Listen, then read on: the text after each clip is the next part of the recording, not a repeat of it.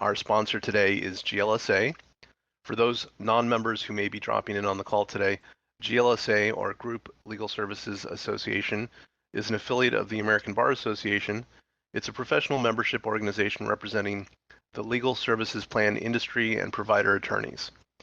And joining GLSA is just a good way for solos and small firms to increase their business. Check it out at glsaonline.org. Also, as a reminder, if you haven't already, remember to register for GLSA's and GP Solo's Scottsdale Conference. It's coming up May 17th through the 20th, and it'll be in Scottsdale, Arizona. It's 4 days of CLEs, great speakers, mixers, networking, and a lot of fun stuff. So remember, you have until April 26th to save $100 off registration. So register today. My name is Tom Martin. I'll be your host. Our teleconference today is about how to maximize your exposure with conferences, blogging, and social media. Today, I have the distinct pleasure to interview Sam Glover, a guy who I really admire and who has one of the best jobs in the world. He's the founder and editor-in-chief of Lawyerist.com. Sam helps lawyers understand the economic, demographic, and technological changes shaping the present and future of small firm law practice. Visit Lawyerist.com for more information, ideas, and discussions by and for solo and small firm lawyers and legal service providers. So Sam, I just wanted to give you the floor, and if you can tell us a little bit about yourself and lawyers. Well, you've hit the main points. I like to keep my intro nice and short. Lawyerist is it's an online magazine and an online community of lawyers, and mostly small firm lawyers is our target demographic. And we try to help lawyers build better law practices by talking about those changes that you mentioned. That's the main focus of the site. We try to provide resources. We distribute a newsletter. We have our own podcast, which is why I have a nice microphone I get to talk through right now. It's a real, I agree, it's an awesome job. I really love doing it. And we are trying to grow and expand the ways that we help and the resources that we offer to lawyers who are starting their practices or trying to take them to the next level. We're not a coaching organization, but we are trying to provide tools, information, books, all that kind of stuff. And how long has Lawyerist been around? We were just talking about that yesterday. I think we formally started the business. We being Aaron Street, my business partner, and who owns the other half of Lawyerist, and I. I think we actually formed the LLC in 2009, maybe it was 2010. But the earliest post on the site is from 2007, and I think it's about Fastcase, if I'm not mistaken. And it was me griping about how it isn't fast enough. So Ed Walters and I are now friends, and I remind him that my first post was griping about his product every once in a while. That's funny. So as a solo and now a small firm owner myself, I can vouch for the value of Lawyerist. It's just has really great information and a lot of valuable and helpful ideas for how to better run a law practice. I'm really interested in hearing a little bit about your origin story. How did you and Aaron, meet up and found Lawyerist? Really, because I started it. It was originally called Solo Small Tech, and I started it because I needed a place to gripe about legal software that was driving me crazy. And at the time, I had just started my law practice at the end of 2005, so I'd been practicing for about a year and been wrestling with legal tech at the time. And back in 2006 and 2007, most of the software available was local install or server install. It was clunky. It looked like it had been designed for Windows 3.11, and I hated it. I just hated it. And so I got really frustrated, and I needed a place to rant. And I've always been a writer, and I've always built websites since that was the thing that you could do. And so I built a website and I started writing about it, and it attracted a small following. But after a while, I decided Solo Small Tech was the wrong name. And my wife helped me come up with Lawyerist, and We were basically copying Consumerist, which was a website that I wrote for in connection with my law practice.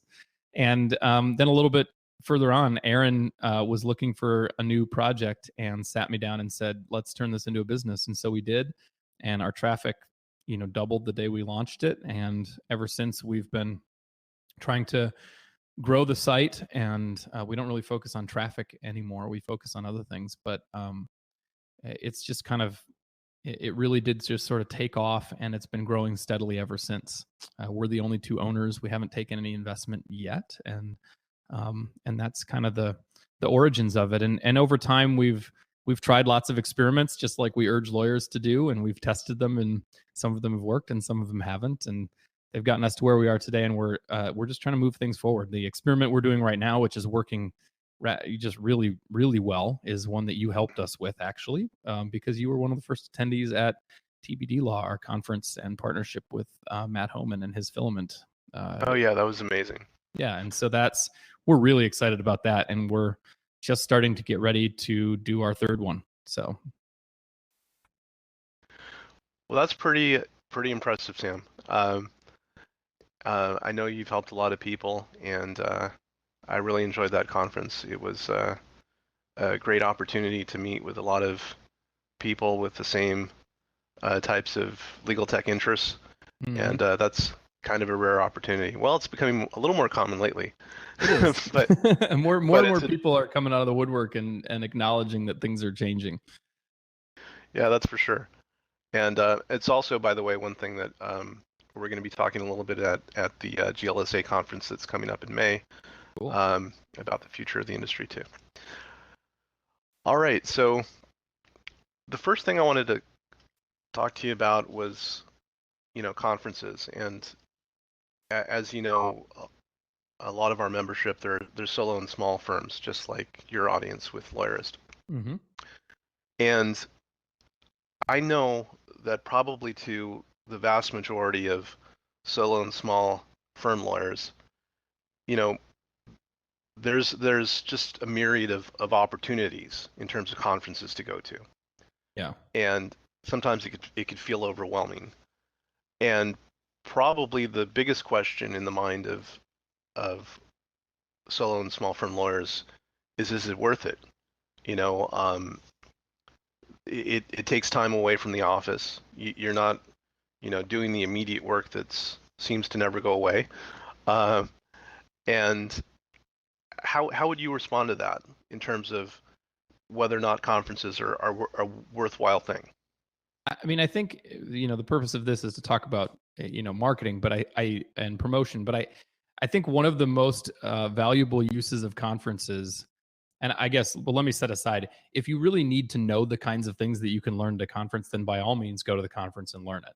But I'm going to go ahead and assume that most people who are now at a position where they can afford to fly around the country going to a conference or spend all day at a conference are not in need of the sort of remedial classes that you usually get at a conference. Sometimes the updates on new stuff or the strategy sessions are super worthwhile, but most conferences are regurgitating the kind of entry level stuff that you can learn on your own or locally. So I think one of the reasons to go is to sort of reinvigorate yourself for the work that you do. My solo practice and small firm, I guess it was not just solo. I sued debt collectors and I defended people who were sued by debt collectors, and it was exhausting. The defendants were trying to put my firm out of business, and I was trying to put them out of business, and it was just it was a slog every time. Nobody ever just said, okay, well, we'll be happy to settle. that happened maybe twice. It was just not what I was used to, and so you really got worn out. And going to the annual NACA conference, consumer law conference, was a nice break from the day to day. And it also reminded me why I do this, what I love about it, because I would come into contact with other lawyers who were enthusiastic about their consumer practices and things like that. And so I loved going to sort of reinvigorate my practice. And I also, I would go to some sessions, but I also tried to spend a lot of my time meeting and networking with other consumer lawyers around the country, because there was one, because I could use resources, people I can bounce ideas off of and difficult cases off of, but also because I wanted to just potentially earn referrals from them. That was a kind of practice area where somebody in Texas may have a case that needs to get sued out in Minnesota. And if Mhm. they know me, they might refer it to me. So there were a couple of benefits there. Um, the other benefit that I didn't experience there, but I have since, is in speaking. If you can speak at a conference, you will earn referrals. You'll earn people will want to meet you and network with you that can become potential referral sources. And so I think, no matter where you are in that conference world, it can be really beneficial, because that's where the great networking comes, I think. And if you go with that in mind of, I want to meet people and make friends, you're going to have, if you go with a stack of business cards, like, you're going to be the one that everybody tries to avoid. But if you go and you try to make friends, you will. And that is going to help your practice in the long run, one way or another. So what I hear is that for you, the conferences, they help to reinvigorate you, that you get to meet with people and meet new people, and get to speak at that, and also get the recognition of speaking, and that could possibly lead to referrals. Yeah, I think when I am prepping for a conference now, and obviously my objectives as a as a as a as a publisher and business owner, that is, I'm not a practicing lawyer anymore, so like my objectives going to a conference are a little bit different. But I think Mhm. I would prepare in much the same way. One, like, obviously my goal, I love to speak at conferences. And so if I'm able to get a speaking spot at a conference, that's awesome, because it's a great icebreaker. Everybody feels comfortable approaching you after your session. People like to talk to you about what you talked about. It's a chance to, be a thought leader, as much as I want to pinch myself whenever I say that, because I hate that term, but but it's true and it's a real thing. So being the authority, whether it's in a subject matter area or in some other way, is a really valuable thing. So I always try to speak if I can. I try to get an idea of who's going to be there beforehand, and some conferences are good about that. Like, I just got back from Codex Future Law Conference out in Palo Alto, California, and there they actually distribute the list of attendees when you walk in, which is nice. So you can kind of go, okay, here are the people I want to make sure I meet here. But I always go to every conference with a list of people who I hope to meet there, just to help me remember, and give me an objective. Because I don't, I know people who like go into a conference like with the objective of, let's try and figure out how we can help each other, or maybe we can be referral sources for each other. And I hate that artificial BS. In Minnesota is a very passive aggressive place, right? And so people are always telling each other, "Oh, we should hang out more," and then they don't really mean it, and then they never really do. And Right. I feel like that's sort of a similar, like, maybe we can refer business back and forth. What you really are saying is, I hope you will send me business, and I'm probably not going to think about it again. Which I think is kind of lame. I go in like, I want to meet people and I want to make friends. So you're much more likely to find me asking somebody all about what they're doing, not because I'm trying to learn whether or not I can send them business, although I'm happy to if I have an opportunity, because I want to find out about them. I like to learn about people. I like to make friends. And you're more likely to see me sitting at the hotel cafe or bar and having coffee or drinks with somebody and chatting with them and trying to get to know them, because that's what I do. That's what I go. So my goals are speak if I can. I try to figure out who I want to meet going in, and I'm open to meeting anybody that I already know thinks I ought to get to know, and I take that home with me. And I think going to sessions, if there's truly information you want to know, is great. But if you read a session description and you're like, I already know all that stuff, then don't go. Go do something more valuable with your time. Mhm. So what I hear you saying, like, I mean, the way I'm synthesizing it is that, if you approach a conference with kind of this cash value, mentality, that ultimately you're going to be frustrated by it, because that's just not what it is. But if you approach it with more of a, college campus kind of mentality, Totally. where, you know, where there's just these people that are cool and you want to get to know this group and that club and that kind of thing, that, not only what I'm hearing is not only will you not have that kind of frustration, but you'll get more out of it, and ultimately you'll probably have a better introduction to people, so they're more likely to think of you in the future. Yeah. I mean, this betrays my whole bias about conferences in general. Like, I mean, you've been to TBD Law, so you understand what we are trying to do, but like the whole genesis of that was us, me and Matt and Aaron in particular, realizing that our favorite part of every conference we've ever been to is the conversations in between sessions. Because you can watch somebody speaking on a subject on YouTube, or you can watch it in your state CLE provider's back catalog of on-demand webinars. Like, you don't need to go to Florida or Phoenix to listen to somebody talk about a subject, because you can get that information just about anywhere if you want it. And Mm-hmm. so, our whole thing was like, and the other piece is you tend to meet the most interesting people who are other people in the audience. Sometimes you get to meet the speaker and actually make a connection with the speaker, but you definitely get to meet other interesting people there. And so we wanted to try and have a couple of days of the kinds of really inspiring, engaging conversations that we always had in between sessions, or at the bar afterwards, or at the breakfast table. And so that's what we did. And we subtracted the speakers and, carefully curated the group of people.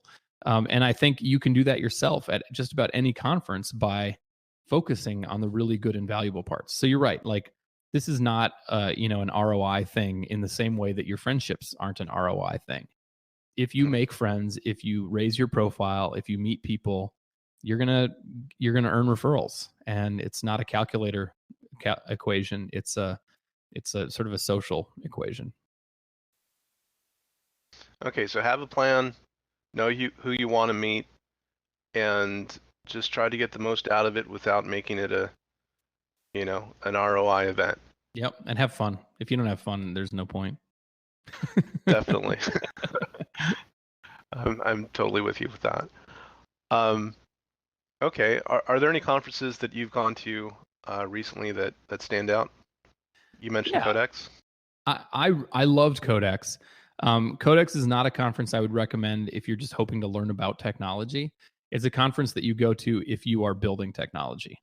And so, like, most of the audience there are they're entrepreneurs, they're academics who are working on the problems that need to be solved in order to bring greater technology out there and increase access to justice and stuff like that. So it's a conference of entrepreneurs, or of actual, like, sort of academic thinkers and doers. And so I really enjoy it.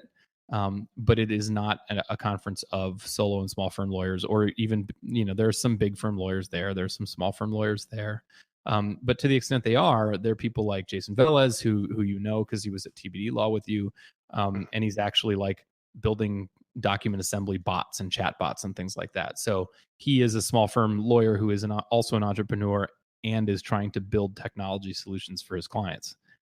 So people like that are there. It's a really cool conference, though. We go to ABA Tech Show every year, and I love ABA Tech Show. It's a big, busy, huge mess. There's there's probably 2,000 people there at least. And it's sort of our like Apple WWDC or something like that. That's as close as we get in the legal world. I really enjoy that. It's fun, and there are a ton of people there to meet. But I think it's so busy that it's sometimes hard to really find everybody. I never get more than about 3/4 of the way through my list of people I want to meet, and I usually find out afterwards that people were there who are friends of mine, and I didn't even see them. So it's a really busy, big thing. But it's a fun conference, and from a legal tech perspective, it's a really good one. I really think, though, if you are, if whatever your law practice area is, there probably is at least one conference that is annual, that is kind of the conference in your practice area, and you should probably go at least once and see what you can get out of it. For consumer lawyers, the annual consumer law conference that NACA puts on is, or think the NCLC actually puts it on, but they're kind of affiliated anyway. But that was a really good, inspiring conference. And so I think those are really worth going to. If you're a solo or small firm lawyer, your state may have a decent solo and small firm conference that's probably worth going to. I think anywhere that is gathering a critical mass of people who practice law similarly to the way that you do, or could inspire you to do it differently and better, those are all probably worth going to, whether it's legal tech or subject matter area. And you're sort of, we say this is TBD law, but you are responsible for your own experience. Don't let yourself get led around by the nose. Seek out the experiences and the people and the opportunities that you want to get out of it. And that's some really great advice. So I want to talk about something that, you're intimately familiar with, and that's blogging. Bring it. Yeah. Because again, and I hate to approach it first from a cynical standpoint, but I know that it's the same approach, right? The same thought process that I'm sure some solo and small lawyers have, which is that, I'm busy enough right now. I have plenty on my plate, and I know that I could get myself out there by doing, these different marketing efforts, one of which would be blogging. But there's, I guess one idea is that there's so many blogs out there right now, and then the time it would take, of course. Right. What are your thoughts about whether or not blogging is worthwhile and what it accomplishes? So I'm going to be blunt for a moment, and I'm not actually trying to come down on you, but asking whether or not something works is the wrong question. Lawyers do Facebook ads work? Do Google ads work? Does Twitter work? They all work, right? Like, there are people making millions of dollars off of Twitter. There are lawyers earning, millions of dollars in referrals from Facebook advertising. Everything works. It might not work for you. And so that's the catch, is not. And so there are lots of lawyers who try it once, they spend $50 on Facebook ads and they don't get a client, and they declare it a complete failure, which is a totally lazy, half-assed way to test anything. But but so with respect to blogging, yes, blogging absolutely works. You can earn a ton of business off of a blog. I'm using the word can because you have to do it well. You have to commit to it. You have to spend time doing a good job at it. You have to have a strategy. And if you have those things, then yes, it can totally work. If you do it badly and lazily, and you never update your blog, and it's ugly, and you haven't put any thought into the actual user interface of your site and building good calls to action, then you can put a ton of effort into it and nothing will happen. And so I think when you're going to approach something like blogging or Twitter or LinkedIn or Facebook or whatever, you have to take the time to understand how to do it well. And then you actually have to decide to invest in it in the same way that you would invest in a contingent fee case, or you would invest the time it takes to get a really big client, or whatever. It's an investment of time and money, and that's what it takes. So it totally works. And one of the benefits of doing it is that if you blog and if you do it well, it's a ton of effort up front, but it's like a snowball. And so over time, the value of the blogging that you do and of the blog that you have will really increase and pay increasing dividends. And so you'll start getting more out of it than you put into it. But it does take some time and investment up front.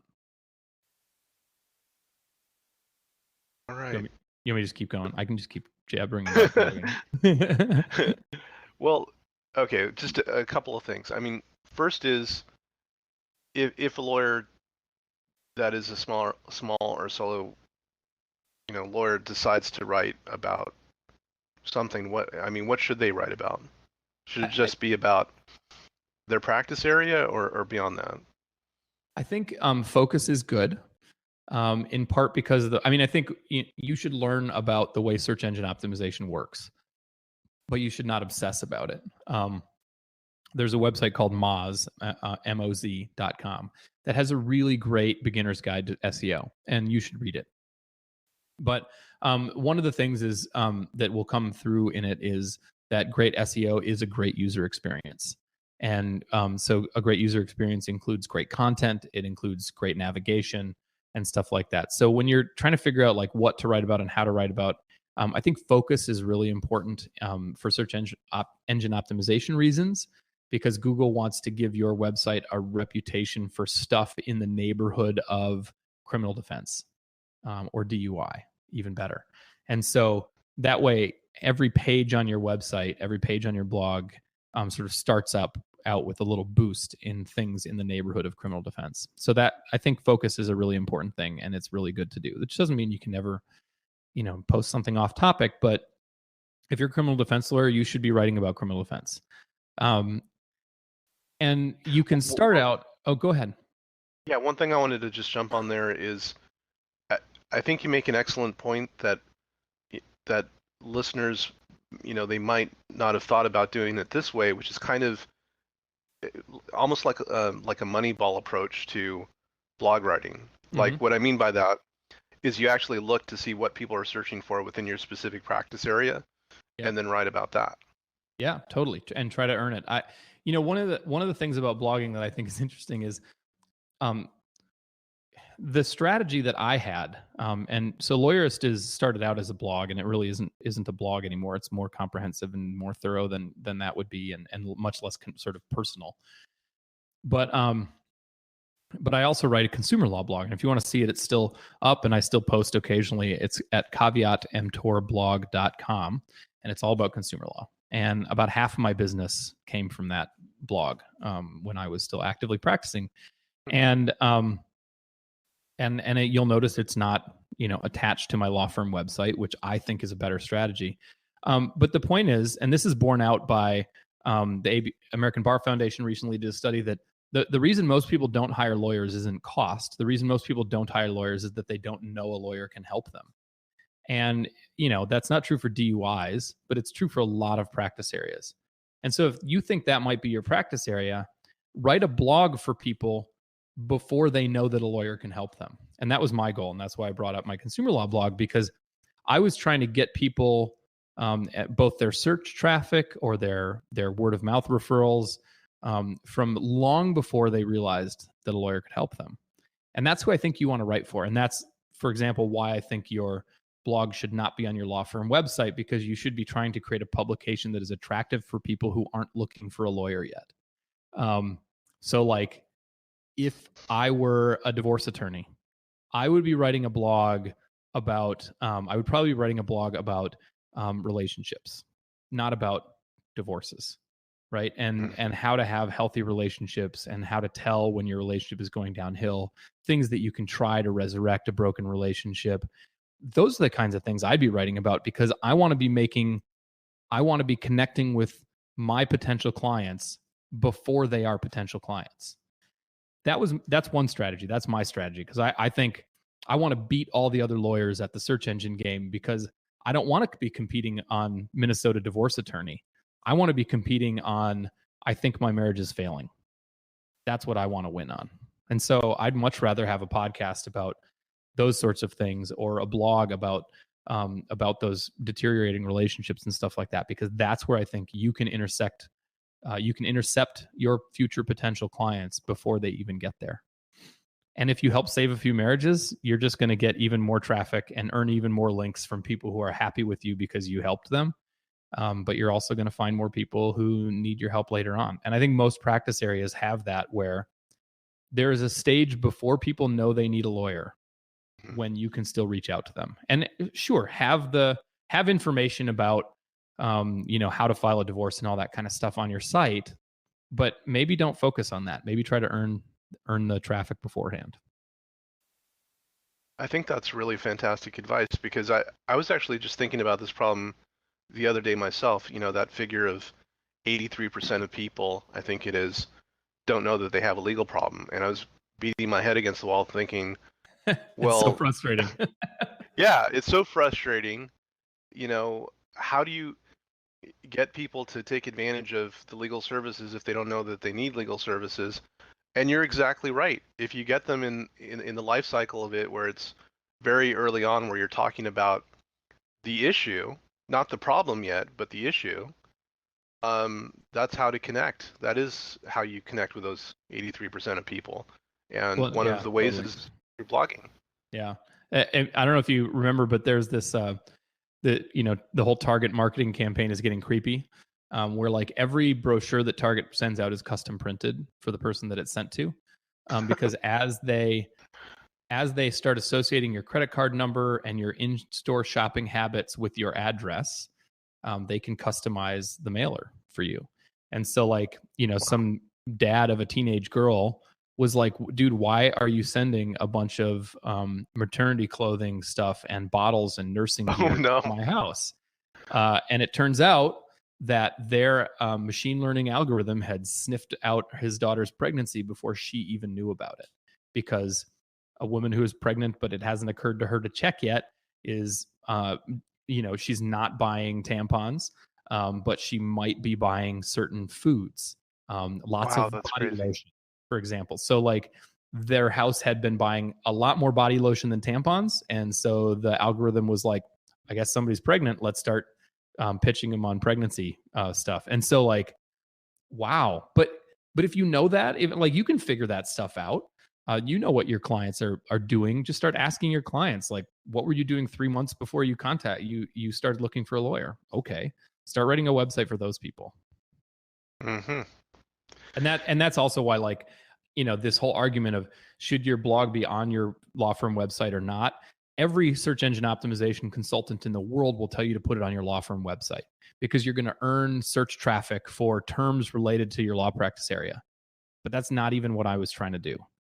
Right. But again, that's my strategy. It's not the only strategy. If your clients, if you really do want the Nashville DUI attorney traffic, then maybe have a different strategy. And you probably are going to write about different things. You're going to be writing about, DUI stuff and alcohol and stuff. But yeah, so have a strategy. But then once you have one, like, put the time in. It takes a lot of time to do it, but if you do it well, it's going to pay huge dividends down the road.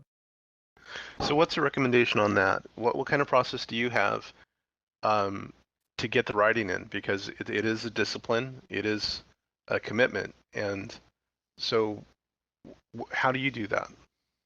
I mean, writing is my day job, so I suppose it's I hope that but I guess my day job involves a lot of other stuff. Like, I do all the website programming as well, or the web development. So I code a lot, and like right now I'm elbows deep in code. So I still have to find time to write as well, and in fact, it's still hard for me. So I like to keep notes. I keep a notebook of ideas, and I dump those into Evernote, or I drop them into text documents. And so I'm always putting together ideas. And so I probably draft most of my posts over a period of weeks or months, because I flesh them out gradually. I'm like, I should write about this. And then a little while later, I'll be flipping through my notebook of ideas, and I'll add a few notes to it, or maybe I'll outline it. And then later I'll say, the perfect intro, the pithy title will come to me, and I'll add that. And so a lot of times I draft gradually over time, but then you eventually just have to sit down and bang out the post. And you really only need about 350 words to call it a post. But I think if you think about it more in terms of what both Google and people are looking for, you really want to make sure that whoever came to that page had their question answered. And so when I'm thinking about what to write about, I think about things like that too. Is like, if somebody landed on this page because they searched for the things that would obviously get them here, would they feel like they got what they came for? And so, over time you write that. And so I just try to flesh things out over time. And, eventually they make it into WordPress, which is the blogging platform that we use and everybody else in the world uses, basically. And over time they make it into there, and we put the finishing touches on it and post it. And I'm a dork, so like every post on Lawyerist goes up at 6:12 in the morning, because 612 is our area code. So you could be more scientific than that, but like I get a kick out of that. I don't know if Lisa still does that. Lisa Needham is our deputy editor, and she does most of the scheduling now. But it used to be in our actual procedures manual. Is posts can go up at times like 411 and 911 and 1111 and 711. because those all make me chuckle. So, but you can definitely be more scientific about that. Or 420, like today's date. Absolutely. If it had to go up in the afternoon, 420 is a great time to post. So that's right. If you're not amusing yourself, just don't even bother. All right. So have a strategy. Yep. Dedicate yourself to it. Write well. Probably, keep a notebook of ideas. I think is a great idea to generate blog posts in the future, and that have a commitment to it, and it'll grow over time. Yeah. Okay. I think the commitment is key, and this is the hardest piece is don't write like a lawyer. Well, that would be a whole other session to talk about that. It is, but I do have a quick tip on that. And I think all lawyers should do this, but I came up with the strategy in the course of litigation. And whenever I had a motion hearing coming, I would try and schedule an appointment to get my hair cut, because my stylist is a smart woman, but she is a stylist, and we're friends now. But back then she cut my hair, and that was about the limit of our friendship. But she was very interested, or at least she was a good listener. And so she would ask me what I was working on, and I would explain things to her. And if I started losing her in my explanation of a legal issue, I would try and rework it so that I wasn't losing her, so that I could actually tell her what I was working on in a way that wasn't boring and wasn't hard to understand.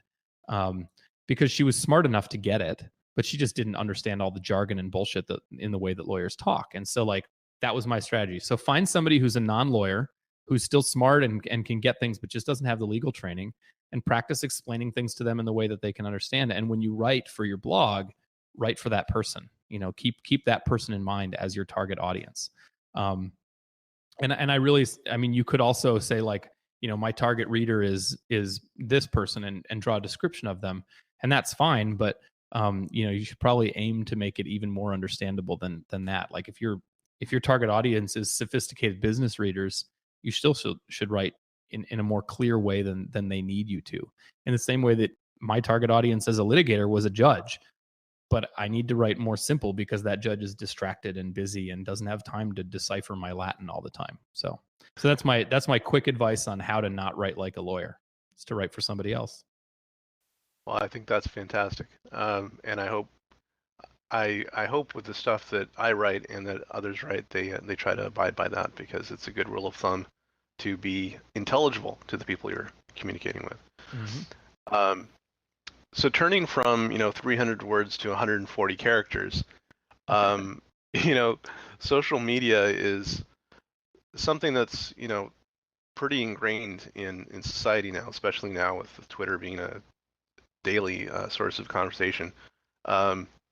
It's something that I think it has the same issues that I mentioned before. I mean, if there's a pattern in what I've been talking about, it's trying to understand how these things work from a practicing lawyer standpoint.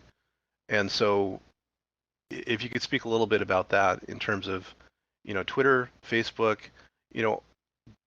from a lawyer standpoint, do they make sense? Does it make sense to interact on all of those platforms? Are there some platforms that are maybe inappropriate for a lawyer to be communicating with potential clients on? What's the point of social media in a lawyer's practice? I think, so there's a couple things here, and again, everything works. So this works, but I think lawyers too often approach social media in the same way that they approach sort of like a group lunch or a networking session, where they show up with their business cards and shake hands and tell everybody what they do, and they forget to be social, right? This is social media. It's not advertising media. It's not marketing media. It's social media. And you can be social whether you're Taco Bell, which has an amazing approach to Twitter, for example, or you're a police department. The Wyoming, Minnesota Police Department is in the news today because they were posting traps for 420 for April 20th of like snacks and video games. And they have a picture of a police officer holding a net hiding behind a picnic table waiting to catch the weed smokers who get the munchies. That's so funny. So like you can be social no matter who you are, but if you look, like lots of law firms are, Smith Law Firm on Twitter. What the heck? Nobody wants to be friends with your law firm, right? Like you can't be friends with a law firm. You can be friends with a person. You can be friends with Tom Martin, but you can't be friends with Martin Law Firm. That's just an entity. And to be frank, most law firms rank somewhere in people's opinion right up there with proctologists and dentist's office. People don't want to be friends with things like that. So, and for similar reasons. So like be yourself and be social as yourself. Don't be social as who you are. We had a great podcast with Ruth Carter recently, who is a nerd. She goes to Star Trek conventions. She does the no pants subway ride where she gets on the subway in her underwear, and she posts pictures of these things, less of the no pants, but with everything, like she is who she is. And if you hire her, you're gonna hire her because you know who she is almost entirely. And having a personality and being social on social media is fine, and you should do that. And that's the way to be effective. And the thing is, lawyers are actually weirdly shy about social media. But Facebook and Twitter and LinkedIn and Instagram and Snapchat are how the world socializes now. And lawyers are oddly dragging behind. And so if you aren't using at least one or two of those platforms in your day-to-day life to keep up with friends and family, then you're actually sort of socially stunted in today's society. And I think that's a little bit of a weird thing. So I don't think it's that lawyers need a good reason to be on Facebook. They need a good reason not to be on Facebook. Because seriously, like who opts out of society like that? I have friends who aren't on Facebook. Everybody does. But they have reasons for it. Most lawyers are just afraid of it, or they don't get it. And being a fuddy-duddy is not an acceptable thing when you don't know how to relate to people. And so I think you need to be on social media because you're a human being, not because you're trying to get clients. So how do you get clients? I don't know, like how do you get clients at your neighborhood barbecue? You get clients because people know who you are and what you do, and they like you because you make a mean chili. Like making friends leads to clients. That's how it works. That's what networking is. And so being social in your day-to-day life is how you build a network of potential referral sources. And being social online, which is a normal part of being social in today's day and age, that will also lead to potential clients and referral sources. I think it's okay to have a Facebook page for your law firm and to use that page to invite people to see some of what your firm does. There are better and worse examples of that. Doug Sirocco will have a podcast, or just had a podcast. His firm actually built an event center next door. And so their Facebook page is full of the cool events that they host for free for the public at the event center next door, which is an awesome thing to do. But like, show people what your law firm does. Don't just post pictures of, of like your blog posts and, your frequently asked questions about DUIs and stuff. Like, be human. Like, have a personality and show it to people. And I know nothing scares many lawyers more than having a personality and inviting people to see it, but like that is what you need to do. That's how social media works, and that's how you will earn business from it. Well, I think there's no wiser words than to be human. And yeah, I mean, I could definitely vouch for that approach myself. Just on Facebook last week, got a message from a friend saying, hey, I'm thinking about setting up an estate plan. Can you help me with that, or can you talk to me about what that means? Mm-hmm. And yeah, people already know what you do. They already know that you're a lawyer and that you practice in certain areas, and these things just naturally come up from being friends and posting pictures about what's going on with your life. And so yeah, totally. I mean, we tell people like who ask us how to find a lawyer. We'll ask somebody who to refer you to somebody who's had a similar problem. And I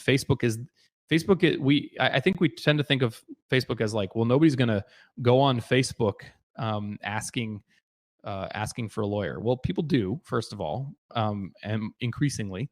But Facebook isn't a place where you go to search for a lawyer. Facebook is a place where you go to communicate with your friends and your neighbors and your family about everything going on in your life. And so, yeah, like people may not go to Facebook and search for a lawyer, but they will definitely go to Facebook and use Facebook Messenger to text their friends to ask them who they used for the divorce they had 2 years ago, or whatever's going on in their lives. So yeah, totally. It's another way to earn word of mouth referrals. Basically, is you can do advertising on it too, and that can get really sophisticated and can be really effective. But I think the way to use like Facebook advertising is the same way you use a blog. It's to promote things to people who you hope will one day become potential clients, which is a totally different thing. So what do you think about, some lawyers, they're so busy that when it comes to social media, they think about contracting it out and having some consultant do it for them. I think that's a good idea. I think it's a great idea if you also send a body double to lunch when you schedule it with a networking contact.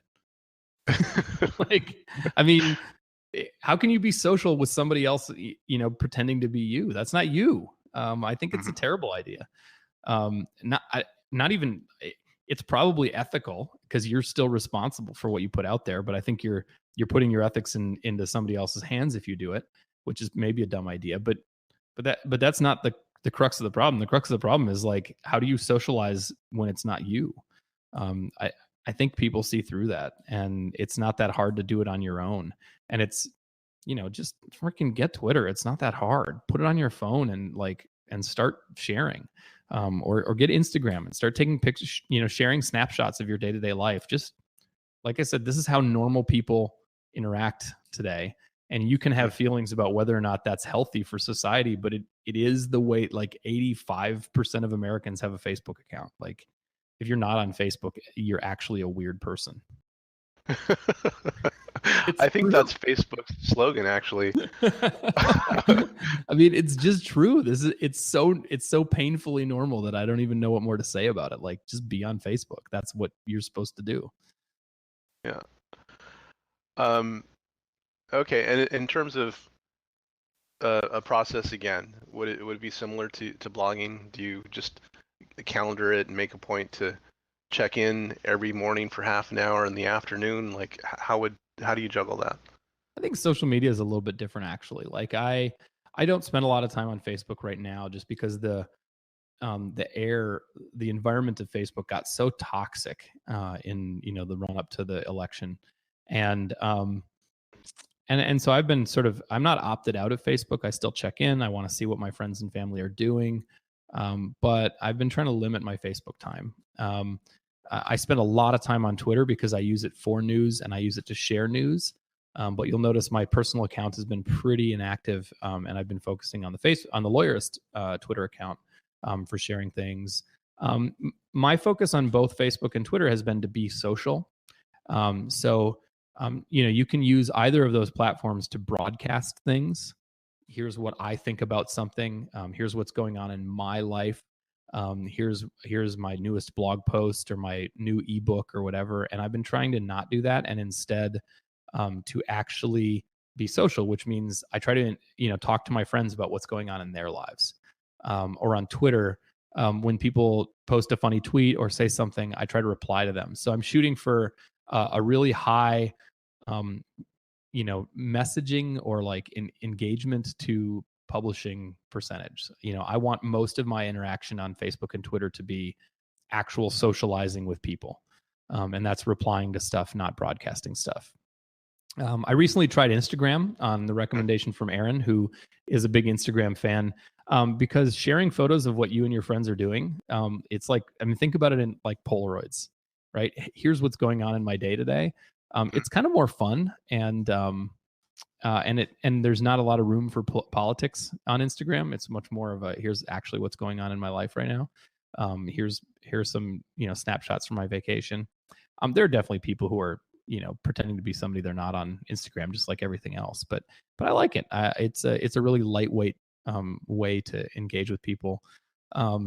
Snapchat is, I don't get it. I think like if you're maybe you have to be a millennial to get it, but the user interface is garbage from my perspective, and it's hard. It's not all pictures of genitalia. Actually, it's a lot of people just use Snapchat to share pictures that they don't really want to become permanent. It's a really casual way to share experiences, and it's great. But I don't have a lot of friends who use Snapchat much, and I hate the app is garbage from my perspective. But people seem to love it who use it, so whatever. If you get it, use it, great. But I think maybe you have to be younger than me to get it. But pick something you like and try and figure out how other people are using it, and try to do a good job at using it in a similar way. And like I said, if you don't notice that a lot of other people are posting like, if you've been in a DUI, please hire me in their tweets, like that's a stupid tweet that should never come out of your law firm or personal Twitter account. Nobody who's had a DUI is going to see that thing. And it just makes you look clueless and out of touch. Don't be clueless and out of touch. Learn how to use it. Watch the way other people use it, and learn to socialize in the same way that you learn to socialize normally. Like pay attention and then do more of the same, and try and figure out how to do it better. Well, I totally agree. I'd have to talk to my daughter, my 14-year-old daughter, about Snapchat, because she's on there with her friends all the time. Maybe she can write a tutorial for us to bring us olds into the fold and figure it out. I think so. I'm going to get her right on it. All right. Well, I could talk with you forever, Sam. I want to turn to questions and see if we have one. Let's see here. Yeah, we do have a question here from Ramon Robinson. Cool.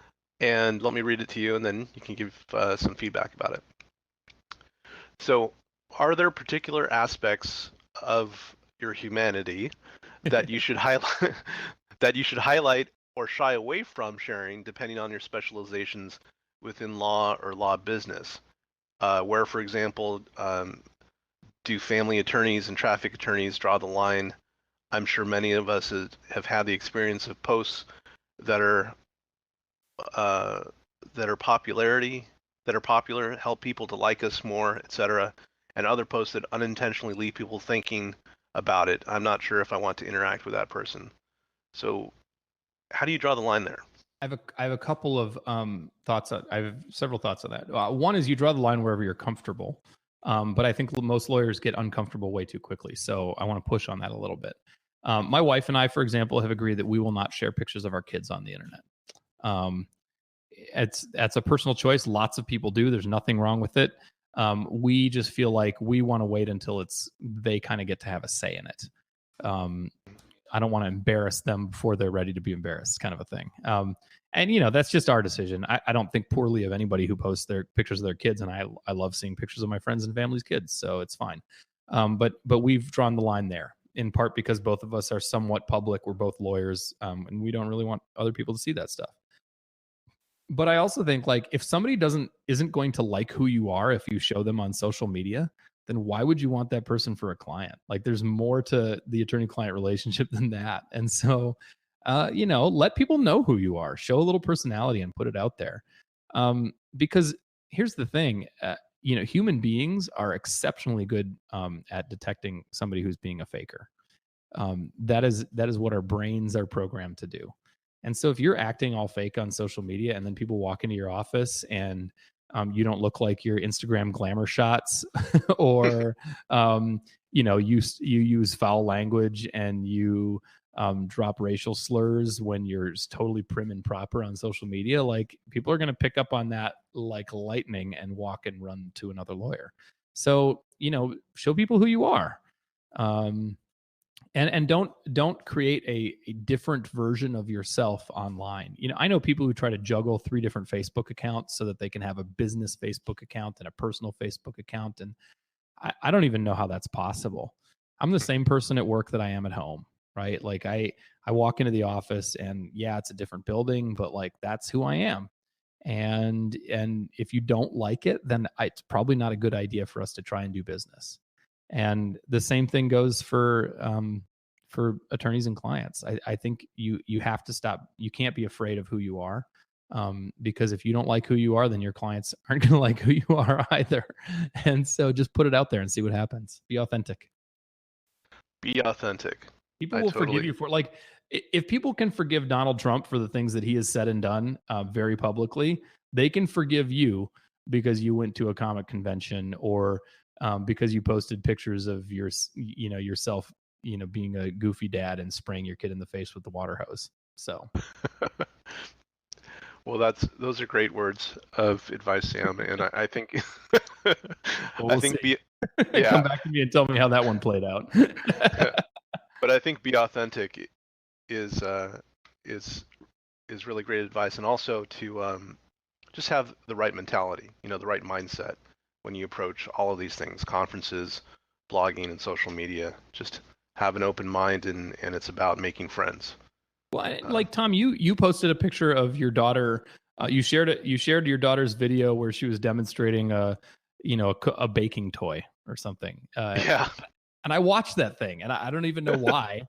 Because I guess I was curious, like maybe my girls would like this stuff because I've got two girls too, and it doesn't make me like you less. It makes me like you more because it shows to me that you're a real person and not like an alabaster statue of someone in a suit. Like it's nothing makes me think that you're less professional because you actually have a home life.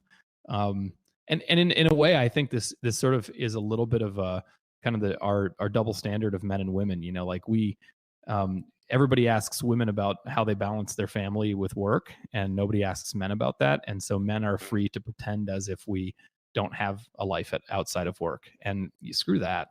Like I'm a dad, and I talk about being a dad. And if I were actively promoting a law practice right now, I'd talk about that too, right? Like I love the non-professional parts of my life, and it only makes me more human, and I think it makes people more likely to hire me.